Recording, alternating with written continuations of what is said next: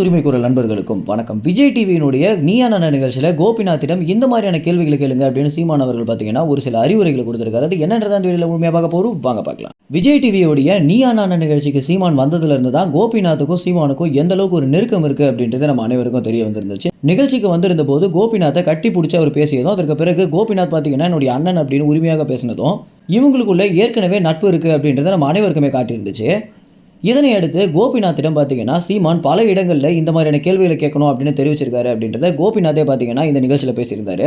இந்த அளவுக்கு எந்த மாதிரியான கேள்விகள் கேட்கலாம் அப்படின்றதையே கோபிநாத் பார்த்தீங்கன்னா சீமானிடம் அறிவுரையாக கேட்குறாரு அப்படின்னு தெரிஞ்ச பிறகு விஜய் டிவியுடைய நிர்வாகமே பார்த்தீங்கன்னா ஒரு பெரிய ஆச்சரியத்துக்குள்ளே இருக்காங்க அப்படின்னு தான் சொல்லணும். ஏன்னா சீமானுக்கு இந்த அளவுக்கு ஆளுமை இருக்குது அப்படின்னு தெரிஞ்ச பிறகும், கோபிநாத்துக்கும் சீமானுக்கும் இந்த அளவுக்கு ஒரு நட்பு இருக்குது அப்படின்னு தெரிஞ்ச பிறகு நிறைய நிகழ்ச்சிகளுக்கு நம்ம சீமானை அழைக்கலாமே அப்படின்ற ஒரு முடிவு எடுத்து தான் பார்த்தீங்கன்னா கோபிநாத்திடம் சீமானிடம் அடிக்கடி உரையாடுற மாதிரி விஜய் டிவி நிர்வாகம் வேலை பண்ணிட்டு வந்துட்டு இருக்காங்க. இப்படி இருக்க சீமானை ஏற்கனவே பல நிகழ்ச்சிகளுக்கு கோபிநாத் பார்த்தீங்கன்னா சிறப்பு விருந்தினராக அழைச்சிருக்காரு. இந்த மக்களவை தேர்தல் காரணங்களால சில இடங்களில் பார்த்தீங்கன்னா சீமானால வர முடியாமல் போயிருக்கு அப்படின்னு தெரிவிச்சிருந்தாரு.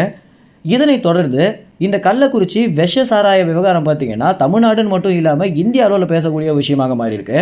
இது குறித்து விஜய் டிவியோடைய நீயா நானால பேசினா ரொம்பவே நல்லா இருக்கும் அப்படின்னும், அது மட்டும் இல்லாமல் இந்த சாராயம் குடிச்சு இறந்தோருக்கு 10 லட்சம் தர்றது சரியா தவறா அப்படின்னு ஒரு விவாதம் நடத்துங்க அப்படின்னும் சீமான் பார்த்தீங்கன்னா அலைபேசி மூலம் கோபிநாத்துக்கு தெரிவிச்சிருக்காரு அப்படின்னு நாம் தமிழர் கட்சியுடைய நிர்வாகிகள் பார்த்தீங்கன்னா நம்மிடம் தெரிவிச்சிருக்காங்க.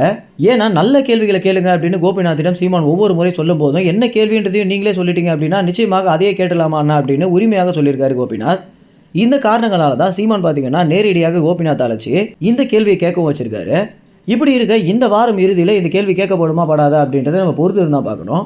பொதுவாகவே விஜய் டிவி பார்த்தீங்கன்னா இந்த நீயா நானா நிகழ்ச்சியில் நிறைய கான்ட்ரவர்சியான கேள்விகளை கேட்கணும் அப்படின்னும், தமிழ்நாட்டில் இருக்கக்கூடிய ஒவ்வொரு நபர்களையுமே கவரணும் அப்படின்ற நோக்கத்திலே இந்த நிகழ்ச்சியை நடத்திட்டு வந்துட்டு இருக்காங்க. இதில் ஜீ தமிழும் பார்த்தீங்கன்னா ஒரு போட்டியாளராக வந்த பிறகு விஜய் டிவி பண்ணக்கூடிய ஒவ்வொரு விஷயமே ஒரு மிகப்பெரிய போட்டிக்குள்ளாக தான் பார்க்கப்படுது.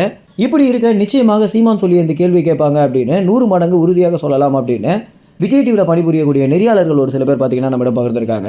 மேலும் இந்த கேள்விகள் கேட்கப்படுமா படாதா அப்படின்றது இந்த வாரம் இறுதிக்குள்ள தான் பார்க்கப்படும். இந்த நிகழ்ச்சிகள் குறித்த எல்லா செய்திகளையும் உடனுக்குடன் தெரிஞ்சுக்க உரிமை குரல் சேனலை சப்ஸ்கிரைப் செய்யுங்க. நன்றி, வணக்கம்.